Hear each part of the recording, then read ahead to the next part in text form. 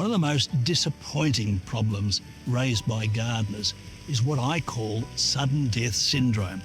Plants that are apparently healthy just drop dead overnight, or it could be a patch of lawn, pot plant, even shrubs in the garden, and yet they're normally quite well watered.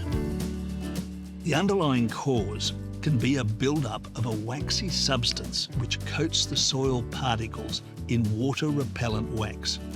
Water often sits on the surface, unable to penetrate down to where the roots are located. When pot plants are affected by this water-repellent problem, the water that you apply tends to bead up and then run down the side, the edge of the pot. It still comes out the drainage hole, however, it hasn't penetrated the root ball, that sort of central area of roots, and the plants get dry and can die. The most effective fix is to apply a wetting agent at the first sign of unexpected wilting.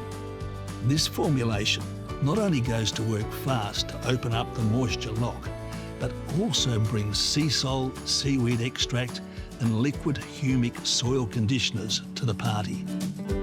Applying is as simple as using a hose end sprayer or a watering can, and you can use it on any of your garden plants or your potted plants for that matter.